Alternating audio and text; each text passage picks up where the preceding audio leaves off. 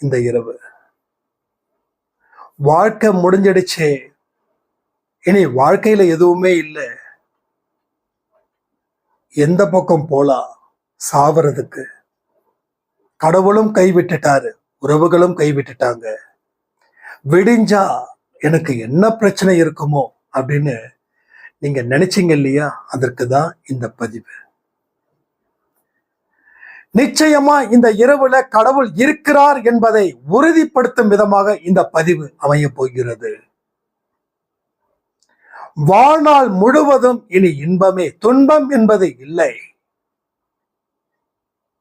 உங்க கண்ணீர் தலையெழுத்தையே அடிச்சிருக்கு.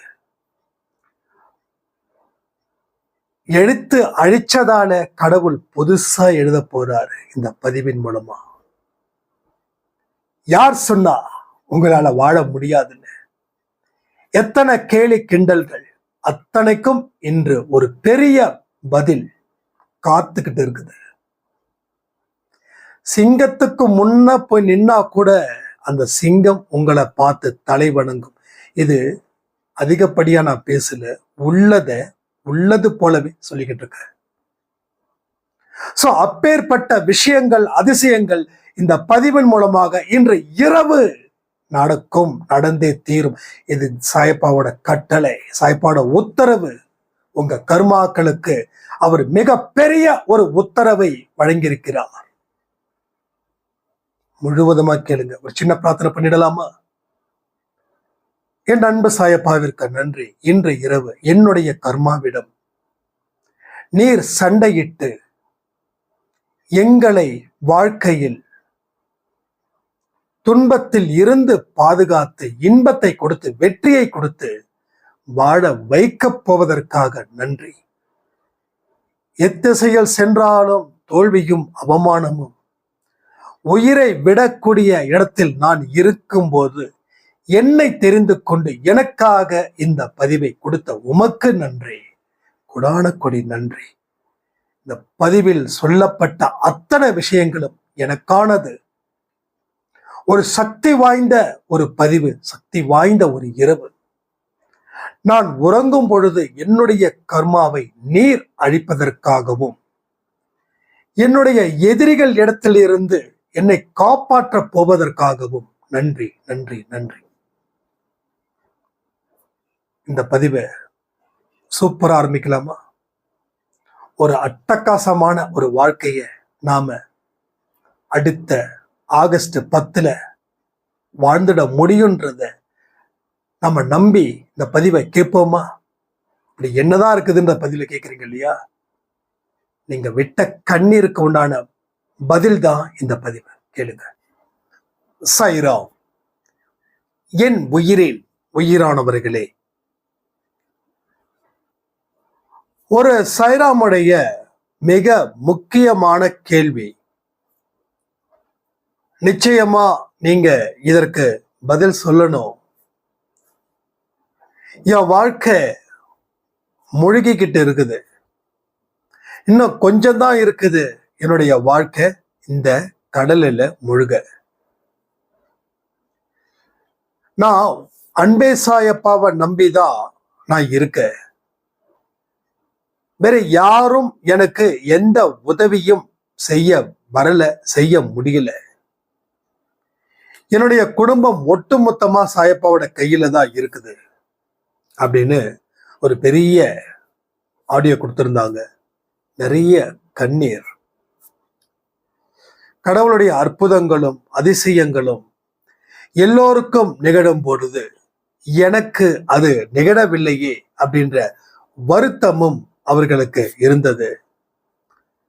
நிறைய சாயப்பாவை கொஞ்சம் கோவப்பட்டு திட்டுனதும் உண்டு. இந்த பதிவு அவங்களுக்கு மட்டும் இல்லை, இது யார் யாரெல்லாம் இதன் மூலமாக மிக கடினமான கஷ்டத்தை அனுபவித்திருக்கிறாங்களோ அத்தனை பேருக்கும் இந்த பதிவு சமர்ப்பணம். ஒவ்வொரு நாளும் இரவு பொழுதுல சாயப்பாவுடைய வேலை ஆரம்பமாகுது. சோ இன்னைக்கு இந்த பிரச்சனைகளை பத்தி நான் பேசும்போதும், இத நீங்க மனதார கேட்கும் போதும், இன்னைக்கு இரவு அற்புதமான ஒரு நிகழ்வு அது ஆரம்பமா இருக்கும். ஆரம்பம் உங்களுக்கு அமர்க்களமா முடியும். வாழ்க்கையில இனி உங்களை எந்த ஒரு மனுஷனும் உங்க வீட்டுல வந்து, நடு வீட்டுல வந்து நாட்டாமத்தனம் பண்ண மாட்டாங்கன்றத நான் உறுதியா சொல்ல முடியும், உத்தரவாதமா சொல்ல முடியும். உங்கள் வாழ்க்கை உங்களுக்கானது, அதையும் என்னால திரும்ப திரும்ப சொல்ல முடியும். சோ முழு மனதுடன் இந்த பதிவை தயவு செய்து கேளுங்கள். இதுவரைக்கும் நாம விதைச்சது மெயின்டைன் பண்ணணும், அதை பராமரிக்கணும். விதைச்சிட்டோம் அப்படின்னு விடக்கூடாது. இங்க எங்கெல்லாம் நீங்க விட்டீங்க, எதெல்லாம் செய்யணும், எதையெல்லாம் செய்யக்கூடாது, சாயப்பா நமக்கு சொல்லக்கூடிய செய்தி தான் என்ன, எல்லாமே இந்த பதிவுல பார்க்க போறோம். ஒரு குடும்பத்துக்கு எது மிகவும் துக்கமா, துன்பமா, ஏன் தற்கொலைய தூண்டக்கூடிய விஷயங்கள் என்னவா இருக்கும்னு நினைக்கிறீங்க? நான் சொல்லவா? Only one. இது யமனை விட மோசமானது. இது மிகப்பெரிய சித்திரவதைக்குள்ளாக்கப்பட்டது. இதை தாண்டி வருவது அப்படின்றது ஒரு மிகப்பெரிய மாபெரும் சவால். இத ஒரு தனி மனிதனும் எதிர்கொள்ள முடியலன்னா அவன் தற்கொலைக்கு முயல்கிறான். இதுல தற்கொலை பண்ணக்கூடிய மனிதனும் உண்டு, அவனுடைய குடும்பங்களும் உண்டு. இதற்கு என்ன முடிவு? அன்பை சாய் குடும்பத்துல இனி இந்த மாதிரி எந்த சம்பவமும் நடக்கக்கூடாது. சோ தெளிவா கேளுங்க. The only one is கடன். Only one is கடன். இந்த கடனால மனுஷன் அழிந்து கொண்டு இருக்கிறான். தினம். அவனால சரியா தூக்கம் இல்லை, சரியான சாப்பாடு இல்லை, சரியா நடக்கவும் முடியல, உட்காரவும் முடியல, பிறர்கிட்ட மனம் விட்டு பேசவும் முடியல. ஏன்? வீடே அவனுக்கு நரகமா மாறுது. வீட்டுக்குள்ள போனா அடுத்த சில மணி நேரத்துல நம்ம யார் கிட்ட கடன் வாங்கி அவங்களுக்கு கொடுக்காம இருக்கோமோ அவங்க நம்ம வீட்டுல வந்து நம்ம வீட்டுல இருக்கக்கூடிய பொருளை விலை பேசுறதும், வீட்டுல இருக்கக்கூடிய பெண்களை ஒரு மாதிரி பார்ப்பதும், அசிங்கமான வார்த்தைகளை திட்டுவதும், நம்ம குழந்தைங்கள் அவங்க பார்வையில இருக்கும் போதே நம்மளை மிரட்டுவதும், 4 பேருக்கு சத்தமா பேசி நம்ம மானத்தை வாங்குவதுமாக இருக்கிறாங்க இல்லையா? இது ஒவ்வொரு மனுஷனும் இன்னைக்கு வரைக்கும் அவனுக்கு இந்த சம்பவம் நடக்கிறதால அவனுக்கு வீட்டுக்கு வரவும் முடியல, வெளியில இருக்கவும் முடியல, உயிரோட இருக்கவும் முடியல, உயிரை விடவும் முடியல. ஏன்னா இவனை நம்பி குழந்தைங்க, பொண்டாட்டி எல்லாமே இருக்காங்க. எப்படி முடியும்? சோ ஒரு நடைப்பிணமா வாழ்ந்து எங்கேயாவது ஒரு வாய்ப்பு நமக்கு கிடைக்காதா இந்த கடனை தீர்க்க? நிம்மதியா ஒரு வேளை சாப்பாடு கூட சாப்பிட முடியாதா? அந்த மனநிலையில அவன் மிகுந்த மன வருத்தத்துடன், ஆழ்ந்த துன்பத்துடன் அவன் உயிரோட இருந்தும் அவனே தன்னை சமாதி நிலையில இருப்பதற்கு அவன் முயற்சி செய்கிறான். சோ சொந்தக்கார மதிக்கல, நண்பன் மதிக்கல, கடவுள்கிட்ட எவ்வளவுதான் கேள்விகள் கேட்டாலும் பதில் இல்லை, எவ்வளவுதான் பிரார்த்தனை செஞ்சாலும் பிரார்த்தனை பலம் இது பண்ணல. சோ பிரார்த்தனை நிறைவேறல, தொடர்ந்து தோல்வி. சோ கடைசி கதவு எங்கன்னா கடவுள். அந்த கதவும் மூடப்பட்டதாக அவன் நினைக்கிறான். சோ மாற்று யோசனை, ஊரை விட்டு ஓடி போயிடலாமா நினைக்கிறான். ஆனா அவ்வளவு சீக்கிரமான, அவ்வளவு எளிதான விஷயமா இது? ஊரை விட்டு ஓடுறதுக்கு கூட கையில காசு இல்லையே, துட்டு இல்லையே. துட்டு இருந்தா தானே ஏதாவது செய்ய முடியும். சோ அதுவும் தன்னால் செய்ய முடியாத நிலை. சோ இந்த மாதிரியான கடும் நெருக்கடியில ஒரு மனுஷன் ஃபைனலா சூஸ் பண்றது, போராட முடியல, இதற்கு மேல வாழ முடியல, வாழ்ந்தா வாழ விட மாட்டாங்க, ஃபைனலா என்ன பண்ணணுமோ அதை பண்ணி அவன் மேல்லோகம் போறான். சோ இந்த நிலை இனி அன்பே சாய் குடும்பத்துல வரக்கூடாது. ஒரு பிரார்த்தனையின் மூலமா இந்த பதிவை முடிக்கும் போது கவனமா கேளுங்க.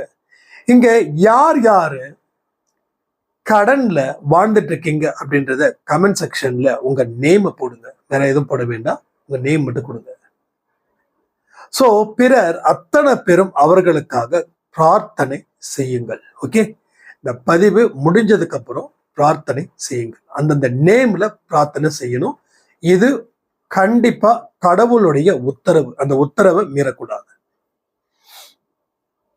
நமக்கு கடன் இல்லைனாலும் கடன் வாங்கின நம்ம சொந்தங்களுக்காக நாம இன்னைக்கு நைட்டு இந்த பதிவு முடிஞ்சதுக்கு அப்புறம் பிரார்த்தனை கண்டிப்பாக செய்ய வேண்டும். நான் ஒரே ஒரு விஷயத்தை மட்டும் திரும்ப சொல்றேன். இப்போ இந்த நிமிடம் உங்களுடைய கடன் தீர்க்கப்படுவதற்கு கடவுள் முயற்சி செய்கிறார். கடவுள் உழைக்கிறார். உங்களுக்காக நமது சாயப்பா உழைக்கிறார். தன் குழந்தைக்கு என்ன தேவையோ அந்த தேவையை பூர்த்தி செய்வது யாரு? அப்பா, அம்மா, அதாவது பெற்றோர்கள். சோ அது போல கடவுள் இன்று இரவு உங்களுடைய பிரச்சனைகளுக்கு முற்றுப்புள்ளி வைக்க நினைக்கிறார். சோ நம்பிக்கையுடன் இந்த பதிவை முழுவதுமா கேளுங்க. ஃபர்ஸ்ட் திங், உங்க கடன் எவ்வளவு இருக்குது? 1 ரூபாயில இருந்து 1 லட்சமோ இல்ல 1 கோடியோ ஒரு நோட்டு புத்தகத்துல எழுதுங்க. இன்னைக்கு தேதி ஜூன் 30, ரைட்? ஜூன் 30. 48 நாட்கள் இன்னையில இருந்து 40. இது பயிற்சி இல்லை, இது பயிற்சி இல்லை. நான் பயிற்சிக்கு நான் போகல. அது இன்னும் அது வேற மாதிரி இருக்கும், ரொம்ப கடினமா இருக்கும். இந்த 48 நாட்கள், ரைட்டா? நான் சொல்றத அப்படியே செய்யுங்க. சோ உங்களோட கடன்களை ஒட்டு மொத்தமா எழுதுங்க. 1 ரூபாய் பாக்கி இருக்கக்கூடாது, மிஸ் ஆக கூடாது. மளிகை கடையில இருக்கக்கூடிய கடனா இருக்கட்டும், ஏத்த வீட்டுக்காரம்மாகிட்ட வாங்கின கடனா இருக்கட்டும், பேங்க்ல வாங்கின கடனா இருக்கட்டும், இல்ல வெளியில வட்டிக்கு வாங்குறவங்க கிட்ட வாங்கக்கூடிய கடனா இருக்கட்டும், இல்ல வண்டி கடனா இருக்கட்டும், கார் கடனா இருக்கட்டும், வீட்டு கடனா இருக்கட்டும், எந்த கடனா இருக்கட்டும், அதை ஒட்டு மொத்தமா அவங்களோட பெயர்களை போட்டு பக்கத்துல அந்த தொகையை எழுதுங்கள். இந்த பாருங்க, எழுதும் போது பயப்படக்கூடாது. இவ்வளவு கடனா நம்ம நினைச்சு பார்க்கலையே, பயப்படவே கூடாது. இந்த நோட்டு புத்தகத்துல எழுதிட்டு இருக்கக்கூடிய அத்தனை கடனையும் சாயப்பா உங்க மூலமாகவே முடித்து வைப்பார். உங்க மூலமா. யார் மூலமா? வேற ஒரு கடன்கார மூலமா இல்ல, வேற ஒரு பேங்க்குக்காரவங்க மூலமா இல்ல. யார் மூலமா? உங்க மூலமா. யாரு கடனை வாங்கியிருக்காங்களோ அவர்கள் மூலமாக இந்த கடனை அவர் முறியடிப்பார், முடிவுக்கு கொண்டு வருவார். நிச்சயம் ஒரு நல்ல செய்தி அடுத்த 48 நாட்களில் வந்தே தீரும். அத சந்தேகமே படாதீங்க. 48 நாட்கள் அந்த வழியை பொறுத்து கொள்ளுங்கள். 48 நாட்கள் தியாகத்தை செய்யுங்கள். 48 நாட்கள்ல ருசிகளை மறந்து விடுங்கள். 48 நாள்ல அந்த சோம்பேறித்தனத்தை மறந்து விடுங்கள். 48 நாட்கள் அந்த கம்ஃபர்டபிள் ஜோன் அப்படின்றத விட்டு வெளியில வாங்க. இன்னும் எப்படி இருக்கணும்னா, ஒரு யோகியை போல, ஒரு துறவியை போல நீ இரு. உன்னை நீ பிரிச்சுக்கோ. இந்த சந்தோஷ் கடன் வாங்கியிருக்கான் 1 லட்சம் ரூபாய் அப்படின்னா என்ன நான் பிரித்து பார்க்கணும். நான் வேற, கடன் வாங்கியிருக்கக்கூடிய சந்தோஷ் வேற, ரைட்? அவனும் நானும் ஒன்றல்ல. இன்று முதல், இந்த நொடி முதல், இந்த பதிவை கேட்கக்கூடிய நொடி முதல் நீங்கள் வேறு, கடன் வாங்கினவன் வேறு. அவனை வாட்ச் பண்றது உங்களுது. அடுத்தது அதிகாலை 4 மணி. அதிகாலை 4 மணி. நாளைக்கு தேதி 1. நாளைக்கே ஆரம்பிச்சிருங்க. 4 மணிக்கு தான் எந்திரிக்கணுமா? இந்த கேள்வி கேட்கவே கூடாது. ஒருவேளை உடல் சரியில்லை அப்படின்றவங்களுக்கு கடவுள் உங்க உடல்நிலையை பார்க்கிறாரு. அப்ப நீங்க 6 மணிக்கு எழுந்திருங்க, ஏன் 10 மணி கூட எழுந்திரிங்க, இட்ஸ் நோ இஷ்யூ. ஆனா உண்மையாகவே உடல்நிலை பாதிக்கப்பட்டு இருந்தால் மட்டுமே அதற்கு கடவுள் சான்ஸ் கொடுக்கிறார். இல்லைன்னா நோ இஷ்யூ. நீங்க 4 o'clock, ரைட்டா, 4 மணிக்கு இன்னைக்கு எழுதி வச்சிருக்கக்கூடிய கடன் லிஸ்டே நாளைக்கு காலையில 4 மணிக்கு அந்த பெயரும் அந்த தொகையும் அவர் முன் படியுங்கள். எழுந்திருச்சு குளிச்சோ இல்ல குளிக்காமலோ மன தூய்மை ஒன்றே போதும். உடல் தூய்மை அது ஆரோக்கியத்துக்கு. ஸோ உடல் தூய்மைக்கும் கடவுளுக்கும் சம்மந்தம் கிடையாது, ரைட்டுங்களா? ஏன் குளிக்க சொல்றோம்னா, உடம்புல உஷ்ணம் போனா கொஞ்சம் ஃப்ரெஷ்ஷா இருக்கும், அதுக்காக. பட் நீங்க 4 மணிக்கு எதிர்த்து குளிச்சு அது சளி பிடிச்சி வீசிங் அந்த இஷ்யூ வேண்டாம். கை கால் மூஞ்சி நல்லா கழுவிட்டு 4 மணிக்கு எழுந்திருச்சு கை கால் கழுவி முடிஞ்சிட்டு தாமதம் செய்யாமல் அவர் முன் விளக்கேற்றி அந்த பெயரையும் அந்த தொகையையும் நல்லாவே படிங்க. மனசுக்குள்ள எல்லாம் படிக்க வேண்டாம், நல்லாவே படிங்க. படிச்சு முடிச்சுட்டு ஒரு ஆழ்ந்த மூச்சு பயிற்சி. அந்த ஆழ்ந்த மூச்சு பயிற்சியில நான் சொல்லக்கூடிய வார்த்தைகளை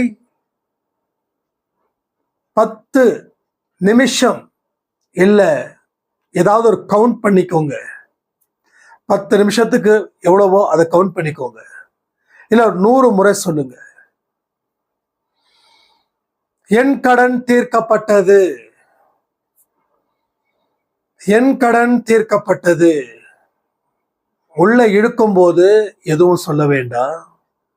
வெளி விடும்போது என் கடன் தீர்க்கப்பட்டது, என் கடன் தீர்க்கப்பட்டது, என் கடன் தீர்க்கப்பட்டது. இத தினந்தோறும் 10 நிமிடம் காலையில 4ல இருந்து 4:30க்குள்ள நீங்க சொல்லணும்.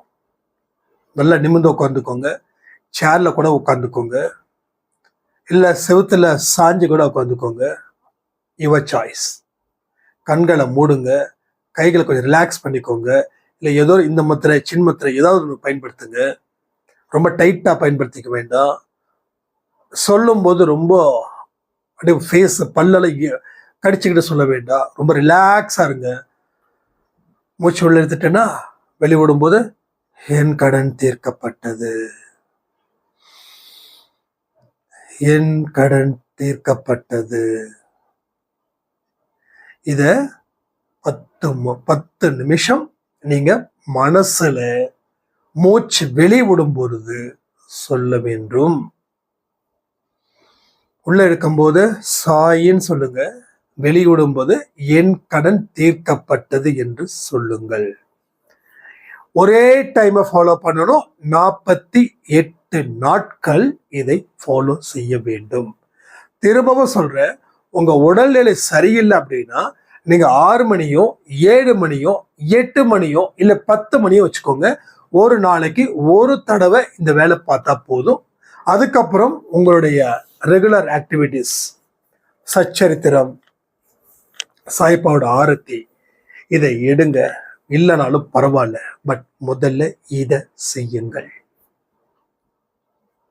இத 48 நாள். உங்க கர்மா அவ்வளவு சீக்கிரம் வழிவிடாது, சான்ஸே கிடையாது. போட்டு எங்கேயாவது ஒரு ரூட்டை போடும், அங்க இருந்து உங்களை புடுங்கி சாப்பிடும்.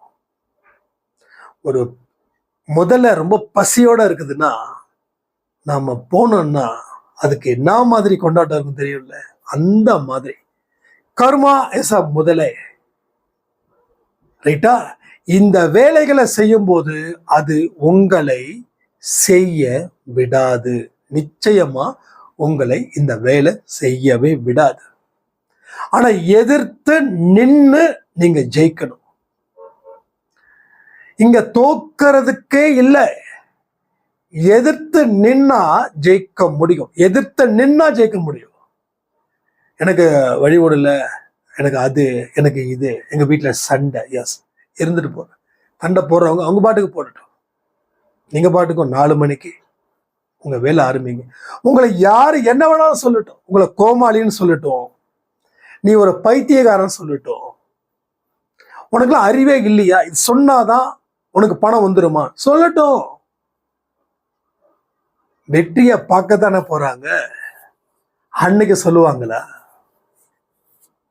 என் வாழ்க்கையில எவ்வளவு தெரியுமா என்ன வச்சு செஞ்சாங்க, எப்ப பார்த்தாலும் சாய் சாயின்னு சொல்ற, அவர் உன் கடனை அடைக்க சொல்ல பார்க்கலாம். அவங்களுடைய பிரில்லியன்ட் கொஸ்டினுக்கு நம்ம ஆன்சர் பண்ண முடியும். But we are fool. நம்ம முட்டாள், நம்ம அறிவில்லாதவர்கள். அவங்க கண்ணுக்கு நம்ம அதுதான். ஆனா ஜெயிக்கும் போது யார் அறிவு இருக்கு, யாருக்கு அறிவு இருக்குது, யாருக்கு அறிவு இல்லைன்றத நம்ம செயல்கள் மூலமா இங்க தீர்க்க முடியும். ரைட்?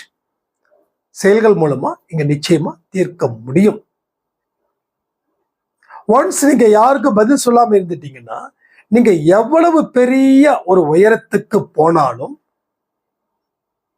உங்களுக்கு தன்னடக்கம், தலையில கொம்பு முளைக்காது.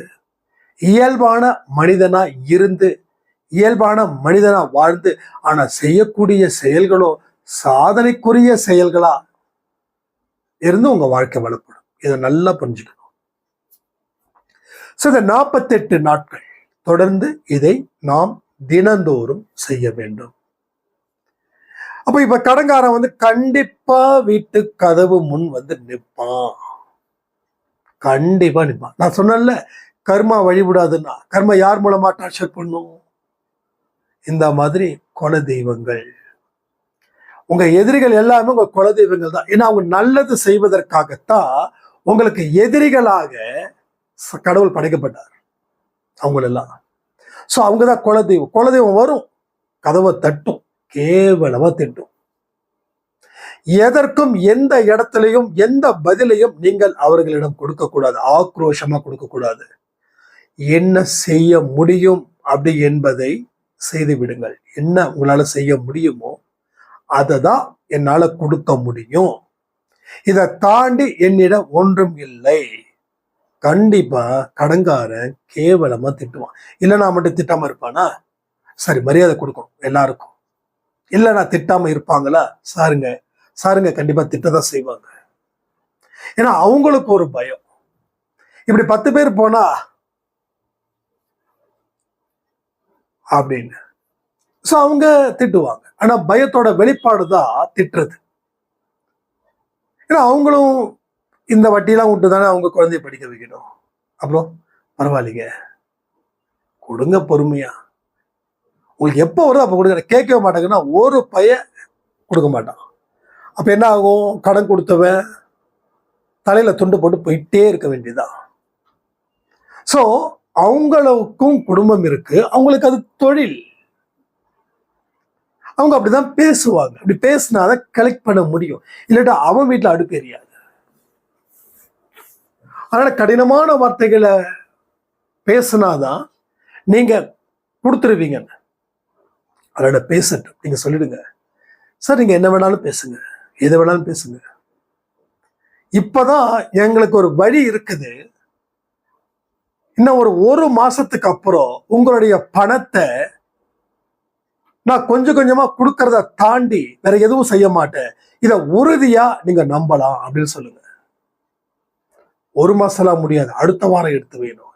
இல்லைங்க, அடுத்த வாரம் எடுத்து வைக்க முடியாது, என் சூழ்நிலை இப்படி இருக்கு, என்னால நிம்மதியா இருக்க முடியல.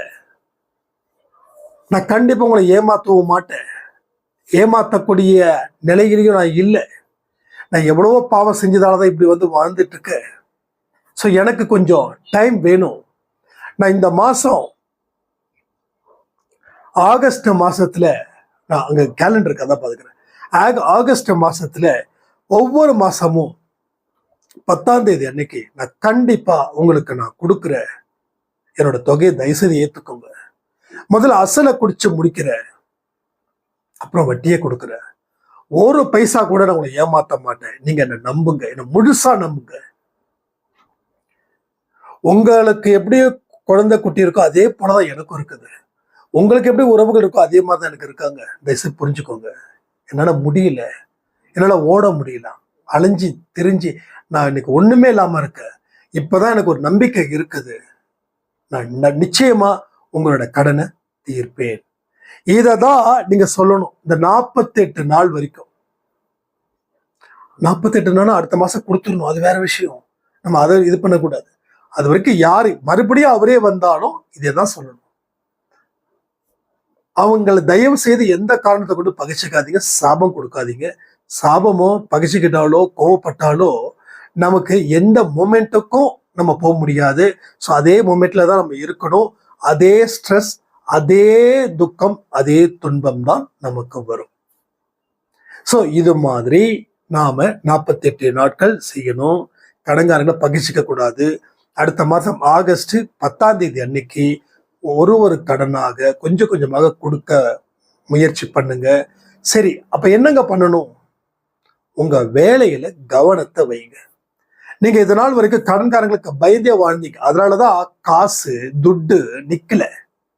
சோ இப்போ பயம் இல்லாத ஒரு வாழ்க்கைய நீங்க வாழ போறீங்கல்ல, அப்போ இது நம்பிக்கையையும் அமைதியையும் 2வது பொறுமையையும் ஏற்படுத்தி நல்ல பாதைக்கு இது உங்களை அழைத்து செல்லும். ஸோ இப்படி நம்ம வாழ முடியும், இப்படி நம்ம கடன் அடைக்க முடியும். உங்களுடைய தொழிலோ உங்க வேலையிலேயோ முழு கவனத்தை வையுங்கள், முழு கவனத்தை வையுங்கள். அப்போ நான் ஏற்கனவே சொன்னது போல கடனை யாரை வச்சு தலைவர் அழைப்பாருன்னா உங்களை வச்சு. அப்போ என்னுடைய கை, என்னுடைய புத்தி, என் மனசு, என் கண்ணு, என் வாய், இந்த 5 புலன்களும் எங்க இருக்கணும்? தொழில இருக்கணும், வேலையில இருக்கணும். நான் தான் எடுத்த உடனே சொன்னேன், இந்த ருசியை விட்டுடுங்க, சோம்பேறித்தனத்தை விட்டுடுங்க, கம்ஃபர்டபுளா இருக்கிறத விட்டுருங்க. 10 மணிக்கு வெயில் அடிக்குது, நான் எப்படி போறது? இதெல்லாம் விட்டுருங்க. தண்ணி எடுத்துக்கோங்க, வெயில் அதிகமாக கொடை எடுத்துக்கோங்க, வண்டியில பஸ்ஸை பயன்படுத்துங்க. ஸோ காரணத்தை சொல்லி வீட்டுக்குள்ளே தயவு செய்து இருக்காதீங்க. இதெல்லாம் நீங்க தொடர்ந்து தொடர்ந்து தொடர்ந்து செய்ய வேண்டும். இன்னொரு விஷயமும் சொல்றேன், ஆனா இது நிறைய பேருக்கு அஞ்சு நடுங்குறீங்க. பாம்பை பார்த்தா கூட தோல்ல போட்டுப்பீங்க போல இருக்கு. ஆனா இந்த விஷயத்த பார்த்தா அப்படியே அலறீங்க. நாளைக்கு காலையில உங்க யாரெல்லாம் கடன் கொடுத்தாங்களோ அவங்களுக்கு ஃபோன் பண்ணி நீங்க பேசுங்க. இது மாதிரிங்க, இன்னும் ஆகஸ்ட் 10ஆம் தேதிக்கு மேல நீங்க டைம் வச்சுக்கோங்க. நான் ஆகஸ்ட் 10ன்றது இது 1 மாசம், அது ஒரு 10 நாள், அதை வச்சு நான் சொன்னேன். ஸோ ஒவ்வொரு மாசமும் நான் இத்தனாம் தேதி அன்னைக்கு உங்க பேமெண்ட் கொடுத்துட்றேங்க, தயவு செய்து மன்னிச்சிடுங்க. நீங்க வீட்டுக்கு வரும்போது எனக்கு ரொம்ப ரொம்ப சங்கடமா இருக்குது, உயிரே மாய்ச்சிக்கலாம் போல தோணுது, என்னால முடியலைங்க, வெளியில போக முடியல, எனக்கு இதே நினைப்பா இருக்குது, நான் இப்படியே இருந்தா கண்டிப்பா உங்க காசையும் கொடுக்க முடியாது, நான் உயிரோட வாழவும் முடியாது, தயவு செய்து என்னை புரிஞ்சுக்கோங்க அப்படின்ற மாதிரி நீங்க போன்லயோ இல்ல அவங்கள நேராவோ பார்த்து பேசுங்க. நேரா போகும்போது அட்லீஸ்ட் கூட 2 பேரை கூட்டிட்டு போங்க, கூட 2 பேரை கூட்டிட்டு போங்க. இல்ல நேராவே போறது இன்னும் நல்லது. போன்ல கூட உங்களோட எமோஷன் உங்களுக்கு தெரியாது. ஸோ நேராவே போங்க, போன்லாம் பண்ணாம நேரா போங்க. அவங்க எப்போ இருப்பாங்கன்னு ஓரளவு தெரிஞ்சிச்சுன்னா போங்க. இல்லைன்னா ஃபோன் பண்ணி நீங்க ஃபோன் பண்ணினா அவங்க உங்க வீட்டுக்கு வந்துருவாங்க. அவங்க எங்க இருக்கிறாங்களோ அங்க நீங்க போங்க. 2-3 பேரை கூட்டிட்டு போங்க. தயவு செய்து பண்ணுங்க. ஆரம்பம் நிச்சயமா கடினம் தான். நான் திரும்ப திரும்ப சொல்றேன், ஆரம்பம் கடினம் தான். ஆனா நம்பிக்கையோட, முயற்சியோட, வலியை தாங்கிக்கிட்டு வாழ்க்கைய வாழ ஆரம்பிச்சுட்டேன்னா 2036, 2026, 2036 ஒரு பெரிய அற்புதத்துக்கு சொந்தக்காரரா நீங்க இருப்பீங்க.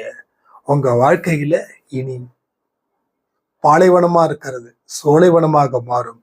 கடவுளுடைய அற்புதத்தையும் அதிசயத்தையும் நீங்கள் கண்டு கொள்வீர்கள். ஒரு சின்ன பிரார்த்தனை பண்ணிடலாமா? என் அன்பு சாயப்பாவே நன்றி. இத்தனை நாள் எப்படி எனது கடனை தீர்க்க முடியும் என்று தவித்துக் கொண்டு இருந்தேன். இன்று இந்த பதிவின் மூலமாக எனது கடனை இந்த 48 நாட்களுக்குள் நீர் என்னை வைத்து தீர்ப்பதற்காக நன்றி. இதுவரை நான் விட்ட கண்ணீர் உனது பாதத்தில் விழுந்ததால் நீர் எங்களுக்கு தகுந்த ஆலோசனையை வழங்கி ஒரு அற்புதமான வாழ்க்கையை நீ வாழ வேண்டும் என்று இந்த பதிவின் மூலமாக கூறியுள்ளீர்கள். கடவுளே, நாங்கள் கடன் வாங்கினது மிகவும் தவறு. எங்களை மன்னித்து விடுங்கள். கடன்காரரை இன்று வா நாளை வா என்று சொன்னதும் தவறு. எங்களை மன்னித்து விடுங்கள். உங்கள் பிள்ளைகளை நீங்கள் தானே மன்னிக்க வேண்டும் சாயப்பா. நாங்கள் அப்படித்தான் சிறு பிள்ளையாகவே இருந்து விட்டோம். மனசுக்கு பிடித்ததை செய்து விட்டோம். இனி ஒரு பொழுதும் நாங்கள் உன்னை கைவிட மாட்டோம். நீங்களும் எங்களை கைவிடாதீர்கள். யாருடைய பணமும் எங்களுக்கு தேவையில்லை. எங்களுடைய உழைப்பை நீ ஆசீர்வாதம் பண்ணுங்க. தொடர்ந்து 4 மணிக்கு நாங்கள் எழுந்திருப்பதற்கு எங்களுடைய சோம்பலை விரட்டி எங்களுக்கு புத்துணர்வு தந்து எங்கள் வாழ்க்கையை மாற்றி வையுங்கள். நாங்கள் உறங்கும் பொழுது எங்களுடைய கர்மாக்களை நீர் அரைக்கிறீர்கள் என்பதை நாங்கள் கேள்விப்பட்டிருக்கிறோம். அது உண்மை என்று நம்புகிறோம். நம்பினவர்களை நீர் என்றும் எப்பொழுதும் கைவிடுவதே இல்லை என்பதை அறிந்து கொண்டும் தெரிந்து கொண்டும் புரிந்து கொண்டும் நாங்கள் உங்களிடம் வாழ்க்கை பிச்சை கேட்கிறோம். எங்களையும் எங்கள் குடும்பத்தையும் ஆசீர்வாதம் பண்ணுங்கள். வாழ்க்கையில் வெல்வதற்கு எங்களுக்கும் ஒரு வாய்ப்பை கொடுங்கள் சாயப்பா. நாங்கள் சொல்வதை எல்லாம் நீர் கேட்டுக்கொண்டு இருப்பதற்காக நன்றி, நன்றி, நன்றி. அழகான பிரார்த்தனை முடிந்தது. அற்புதமான வாழ்க்கை தொடங்கட்டும்னு சொல்லி என்னோட அன்பேசாய் குடும்பத்துல இந்த கடனை வாங்கிக்கிட்டு நீங்க கண்ணீர் சிந்துறீங்களே, என்னால சந்தோஷமா இருக்க முடியும் நம்புறீங்களா? சான்ஸே இல்லைங்க. நான் ஒவ்வொருத்தவங்களுக்கும் சாப்பாடு கொடுக்கும் போதும் என்னுடைய அன்பேசாய் குடும்பத்துல யார் யாரெல்லாம் கதறிட்டு இருக்காங்களோ அவங்களுக்கு இந்த புண்ணியம் அவர்களுக்கு போய் சேரட்டும் அப்படின்னு தான் நான் ஒவ்வொருத்தவங்களுக்கும் சாப்பாடு வாங்கி கொடுக்குறேன். நான் ஜெயிக்கிறத விட நீங்க ஜெயிக்கணும், நீங்க ஜெயிச்சே தீரணும்னு சொல்லி இந்த பதிவை நான் முடிக்கிறேன். ஜெய் சாய்ராம்.